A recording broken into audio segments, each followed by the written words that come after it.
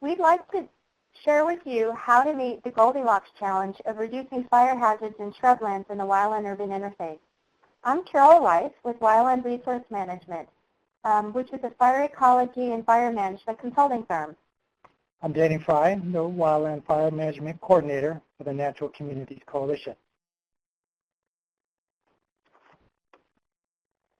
We will first provide an introduction to the topic and background so that you understand the challenges natural resource managers face in providing fire safety near shrublands without devastating the ecosystem. And of course, we'll provide solutions and next steps to expand and cement the best practices offered. Okay.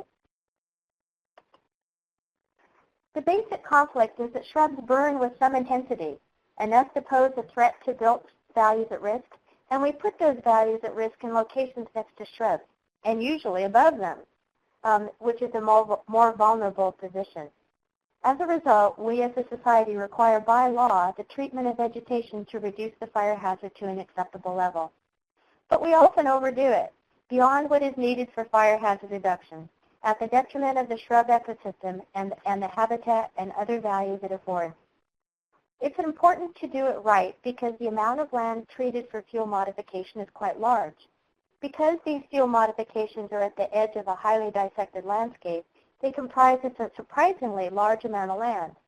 The Natural Communities Coalition of Orange County estimated that more than a quarter of their protected lands in Orange County are within 200 feet of structures.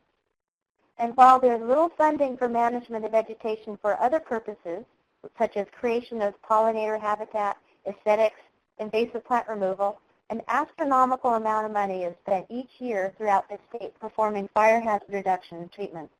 It is therefore all the more compelling to leverage the management of the ecosystems so that fire hazard reduction services serves multiple purposes. This picture illustrates the situation at the wildland-urban interface. The structures were placed above a shrub ecosystem, which required the installation and maintenance of several costly treatments that harm the native ecosystem. This includes the installation of an irrigated greenbelt and then removal of native shrubs to quite a wide spacing.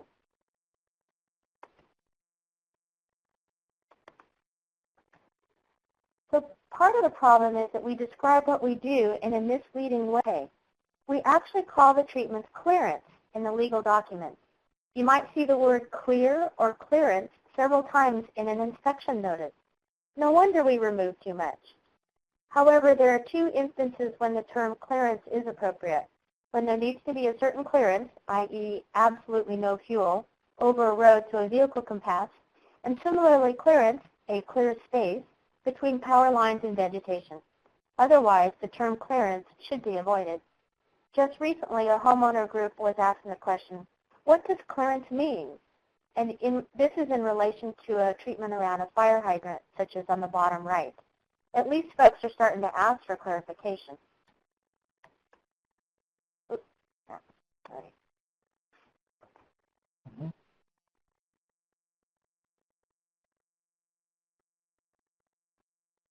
Get it? Just like Goldilocks, we struggle to find just the right treatment through trial and error, which may be expressed in both storybook form and scientific non-dimensional graphs. The challenge is to protect our values at risk from wildfire by creating an area of low fuel volume in order to calm the fire. But we also want to maintain the ecosystem functions. These are habitat, erosion prevention, and even aesthetics. The challenge is to have this precious strip of land perform many functions, not just fire damage prevention. To do that, we need a shift in perception of fuel modification near structures. Management of these areas should aim to make sure that the areas are not too wide and that more vegetation is left. We will spend the remainder of the talk discussing the ways to accomplish this and offer finesses and fixes to meet the Goldilocks challenge. And because words do matter, you will notice that we will use all sorts of descriptors for management other than the word clearance. To find that balance of the right amount requires fine-tuning fuel modification treatment prescriptions. When treatments extend into the adjacent open space, native vegetation may be replaced with non-native vegetation, often to the extent that there is no real reduction of fuel volume. thereby fitting the not enough scenario and uncertain effectiveness for fire safety. At the other extreme, extensive removal of vegetation results in minimal habitat value in the open space and may present new issues such as potential erosion. In either scenario, when combined with inadequate protection measures starting from the structures out, you end up with uncertain effectiveness for resource protection and fire safety. One general guideline for meeting the challenge of fine-tuning treatments is through changes in vegetation structure. Creating discontinuous fuels both vertically and horizontally modifies fire behavior, while retaining a semblance of native vegetation, you decrease the impacts to habitat quality. In addition to modifying vegetation structure, a second guideline may be to modify composition. Plants with higher moisture content, lower flammability, such as cactus, will act as a heat sink, modifying fire behavior. Additionally, using species that facilitate removal of dead fuels will increase the average moisture content across the site. One example is the prostrated acacia that is common to Southern California. Over time, below the layer of green is a dense bed of woody fuels. Yet it is impossible to remove that without killing the plant.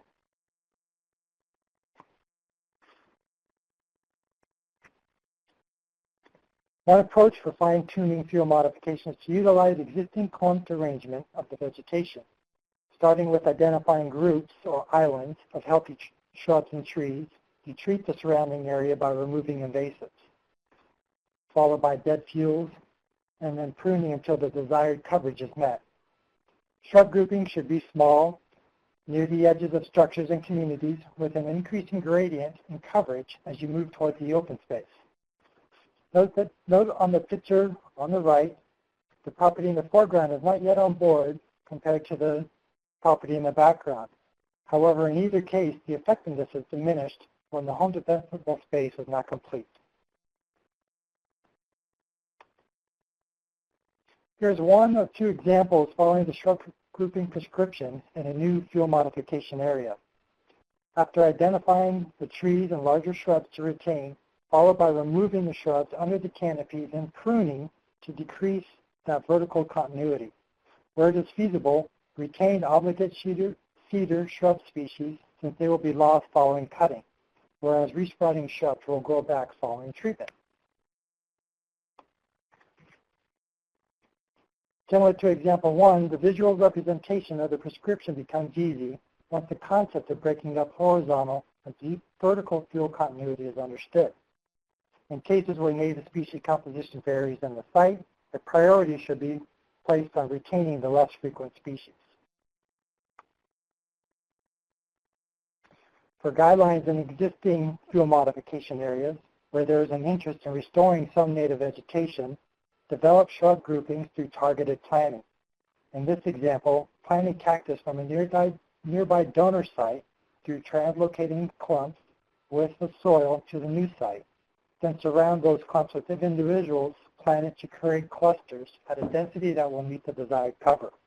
Shrub volume height is kept low through continued long-term maintenance. One last example I'd like to share is a recent successful new fuel modification project which occurred on Laguna Beach. In this case, the community is surrounding a 50-acre parcel of old-growth chaparral, which had no recorded fire history. The project focused on fuel modification along the edges of the community. Preparation for the project included a rare plant species survey, where barricades were installed to avoid treating those areas. Community outreach, despite broad support, was performed by the project manager. Residents were given an overview of the project and in some cases were educated on invasive species in their property and sometimes an on-the-spot home ignition zone inspection. Finally, contractor training was detailed and included safety issues of working on steep slopes and with power tools and not starting fires with those power tools, which has occurred recently in Orange County with HOA contractors. In addition, treatment prescriptions and working around populations of the sensitive species they found were reviewed. The contract also required the same crew throughout the duration of the project to maintain consistency and knowledge of the site.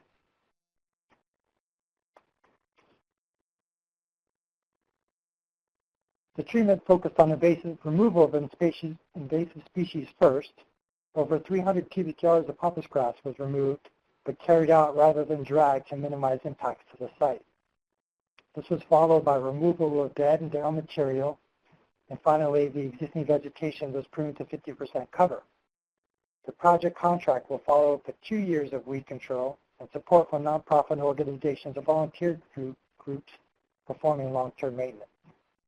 Carol will conclude by offering several more solutions on how to affect change, followed by several more examples of good fuel treatment along the edge of the community. So you've heard the need for a better way of managing shrublands and seen examples of fuel modification zones that offer new ways. So how do we affect change on a more consistent and widespread manner? Of course, we need to communicate the ways to improve fire hazard reduction measures in shrublands. You need to watch your language and remove clearance from your vocabulary. Anytime you have a chance to review a plan, homeowner guides, or brochures, I would suggest you strike that word out and replace it with words such as manage, treat, thin, prune, and remove if you're going to cut and remove the vegetation. Surprisingly, the Public Resources Code 4291 describes defensible space without using the word clearance, but most local fire departments still have that in their code and inspection forms. So any chance to be involved when these forms are revised would be welcome. The two documents on the right, the Wildland Fire Management Plan for the Orange County MCC HCP and the Vegetation Management Guidelines for the Orange County Fire Authority, are plans, if they were written today, would likely have the word clearance stricken. So contracts for conducting fire hazard reduction is another place where change can be effected. Contractors are an important partner in reducing fire hazards, since most homeowners, homeowner associations, and agencies contract out fuel modification. Contractors have two incentives for removing too much. They may be paid on a time and materials basis, so taking a long time and justifying it by removing a lot means greater profits. Or contractors may bid on a job and get paid after inspection for compliance has been done. Mobilizing and returning to cut more vegetation costs a lot. So it makes sense to make sure that they're in compliance by erring on removing more than what might be needed.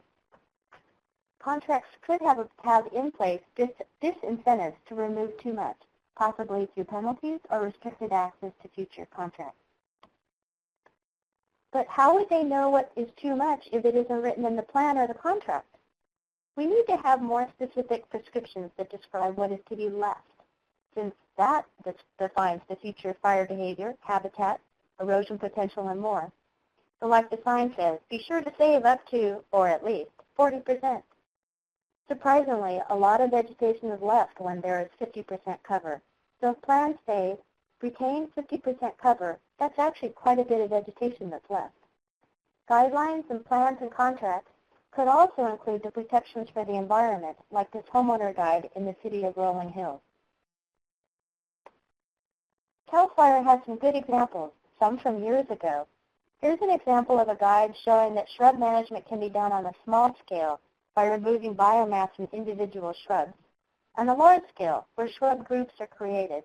The text even includes comments on a way to reduce erosion during the process.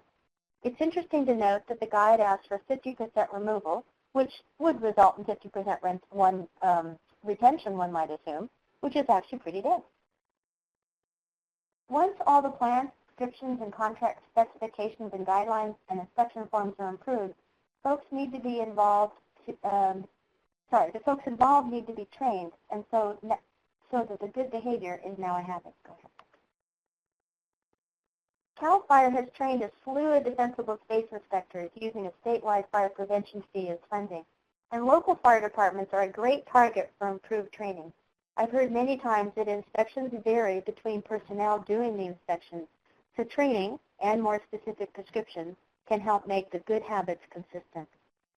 Contractor training is another newly popular way of promoting and spreading best practices. Contractors love to be on the list of those who've completed specialized training because it may give them a competitive edge. And if natural resource managers can be involved in that training, all the better. Last, Residents often care but are ignorant of what is the right thing to do. Because of the fire department's mission to protect homes from wildfire, guidelines place most of the emphasis on that. Natural resource managers can partner with local fire authorities to include best practices for environmental protection, too. We leave you with a few good examples so you can appreciate different ways shrublands can be protected or mildly modified in areas where treatments for fire hazards have taken place. In this example, the fuel modification zone moved into the trees rather than in the shrubs, and the fuel modification zone took advantage of low fuel areas such as rock outcrops. We hope you've learned how to treat shrubs to reduce fire hazard without compromising the other values this important habitat has to offer. By following these examples, changing our vocabulary, plans, codes, and contracts, we can meet the Goldilocks challenge. Thank you.